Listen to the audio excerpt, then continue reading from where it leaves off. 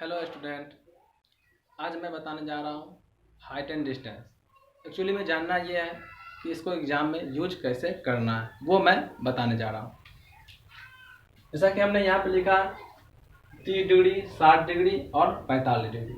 और आप ये भी जानते हैं बेहतर कि हाइट एंड डिस्टेंस टॉपिक जो है वो डिपेंड करता है समकोण त्रिभुज पे। तो इस प्रकार मैं समकोण त्रिभुज बना दिया और कुछ एग्जाम्पल भी दे दिया हूँ, जो कि मैं बारी बारी से इसको समझाऊंगा। चलिए, हम लोग क्या जानते हैं कि अगर हमें ये भुजा का अनुपात निकालना हो तो हम टेन कॉस साइन लगाते हैं। ये भुजा निकालना हो या भुजा, इनमें से कोई भी निकालना हो तो हमें टेन साइन कॉस लगाते हैं। जैसे कि हमें अगर ये दोनों भुजा निकालनी हो तो उसका अनुपात हम निकाल सकते हैं, फिर उसके जरिए हम रियल वैल्यू निकाल सकते हैं। जैसे कि टेन 30 डिग्री ये लेते हैं तो हम टेन 30 डिग्री बराबर क्या होता है, 1/√3 होता है। और ये हम जानते हैं कि ऊपर वाला जो होती है वो पी होता है और नीचे वाला जो होते हैं वो बी होता है। तो हम इसे जान पाते हैं कि भाई हाँ, ये पी हो गया और ये बी हो, क्योंकि जो कोण का वैल्यू हम निकालते हैं उसके सामने की भुजा जो होती है वो पी होती है और 90 डिग्री के सामने वो एच होती है, और जो बच जाती है नीचे जो भी बची शेष भुजा वो बेस होती है। तो हम ये क्या देखते हैं कि पी 1 आया, बी कितना आया, √3 आया। हमने ये देखा, लेकिन कैसे? जब हम इसका वैल्यू हम याद रखे हैं तब कि टेन 30 डिग्री का मान होता है 1/√3, टेन 45 डिग्री 1, टेन 60 डिग्री √3। तो हम जब इसका वैल्यू याद है हमें तब मैंने ऐसा कर लिया। पर अगर याद ना हो तो फिर क्या करना है? अक्सर होता है कि एग्जाम में जाते ही हम भूल जाते हैं, और भी इस तरह कम्प्लेक्स वैल्यू आपको आएगी और भी मामला आएंगे जो कि आपको याद होते हुए भी उसका आप यूज नहीं कर सकते हैं। अगर हम इसका सही तरीका अगर जान लें तो फिर हमें कभी प्रॉब्लम नहीं होगी। जैसे कि अगर मान लें थोड़ी देर के लिए कि हम ऐसा न करके ऐसा करते हैं कि 30 डिग्री वाले सामने की भुजा का मान हम कुछ भी ले ले मान कर ही चलना है। और हम अक्सर मानते हैं ये कि एक वैल्यू 1 अगर हम लेते हैं तो ज़्यादा बेटर होता है, क्योंकि उसका कैलकुलेशन हमें आसान होता है। तो हमने 30 डिग्री ले लिया, 30 डिग्री सामने अगर हमने 1 मान लिया तो पहले हम चलिए ये समझ लेते हैं, ये समकोण त्रिभुज है, ये 90, ये 30, तो ये कितना होगा, ये 60 होगा। ध्यान दीजिएगा, 30 डिग्री के सामने की भुजा 1 है, तो 60 डिग्री के सामने की भुजा अगर हमें निकालना हो तो ठीक इसका हम √3 गुना कर देंगे तो मेरा ये भुजा निकल जाएगी। तो 1 का √3 गुना कितना हो जाएगा, √3 हो जाएगा। इसी प्रकार यहाँ 60 दे रखा है तो ये कितना हो जाएगा, ये 30 हो जाएगा।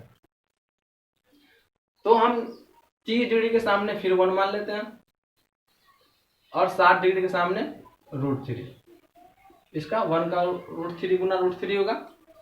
बाय द वे इसको हम ऐसे यूज ना करके हम ऐसे भी कर सकते हैं।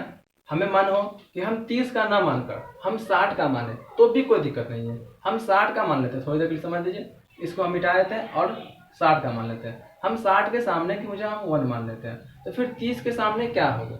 तो देखिए, अगर हमें बड़ी कोण अगर छोटी कोण के सामने के अगर हमने माना तो फिर बड़ा कोण मतलब कि 30 डिग्री का अगर हमने माना, अगर 60 का निकालना हो तो उसका √3 गुना करेंगे।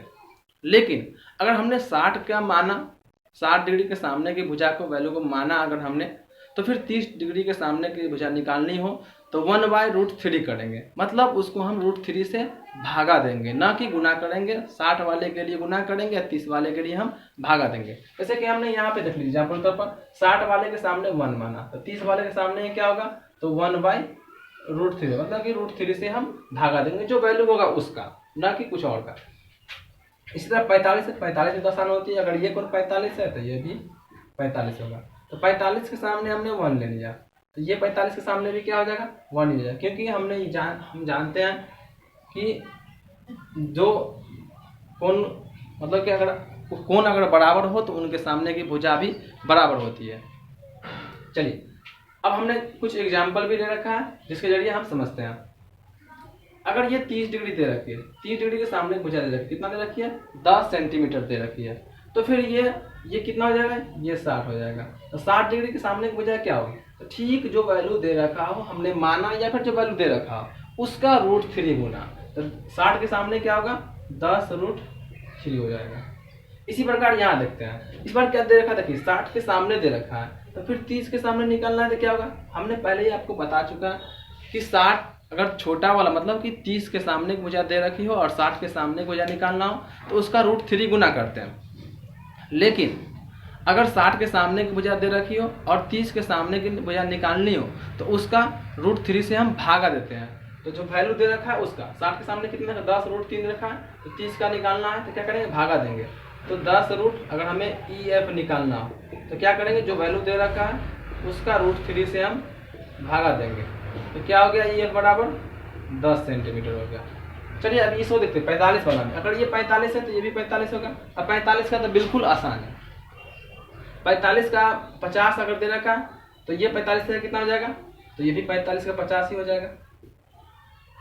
तो ये था एग्जाम्पल। अब हम कुछ क्वेश्चन देखते हैं जो SSC, LDC, CPU, CHSL में जो क्वेश्चन पूछे गए हैं, एकदम बेहतरीन तरीका से हम इस्तेमाल करेंगे इसका, और बिल्कुल हमें 10 cos याद करने की जरूरत नहीं पड़ेगी और हम उसको भी सॉल्व कर पाएंगे।